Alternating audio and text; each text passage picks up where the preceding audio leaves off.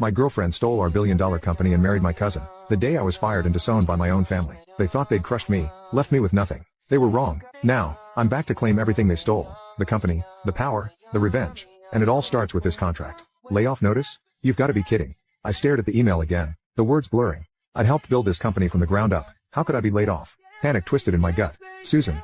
I had to talk to Susan. She was a founder too. She'd know what was going on. Frantically, I fired off a text. HR says I'm out. What's going on? The reply came back almost instantly, but not with the reassurance I'd hoped for. Just two cold, crushing words. We're over. My mind reeled. Just last week, we were talking about wedding. What had changed? Fuming, I marched to the hotel where the party was in full swing.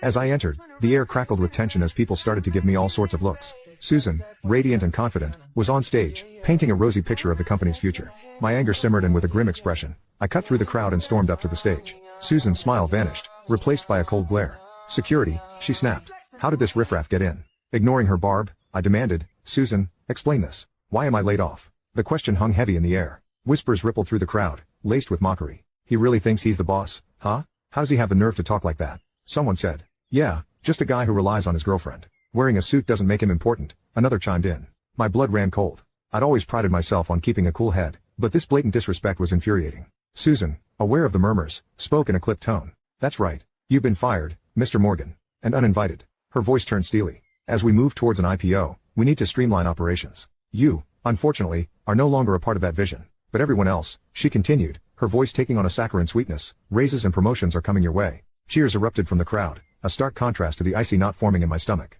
As security guards, summoned by Susan, ushered me out, a cowardly kick landed on my leg from behind. A woman's voice, dripping with disdain, echoed in the hallway. Just a freeloader. Good riddance. At least Susan's got brains. Without him weighing her down, she'll make a fortune. Outside, the winter air bit, the snow a cold mirror to my own heart. Susan and I had built Morgan Thompson Group from scratch after graduation. I had poured my blood, sweat and tears into this company. Now, because I lacked shares and held only a facade of power, I was expendable. Laid off from the company I had helped create. There was no way I was leaving without answers. The next morning, the company felt like a stranger's territory. My office, once a space that hummed with my energy, was now occupied by someone else. In the corner, a few boxes awaited me. Inside were my laptop, framed photos and the remnants of my professional life here. Pushing open the door, I found my cousin, Peyton Morgan, lounging in my chair, a smirk playing on his lips. Rough morning, Charlie? He greeted with a mocking lilt. Ignoring him, I strode towards the incriminating picture frame he was toying with, the one with me and Susan.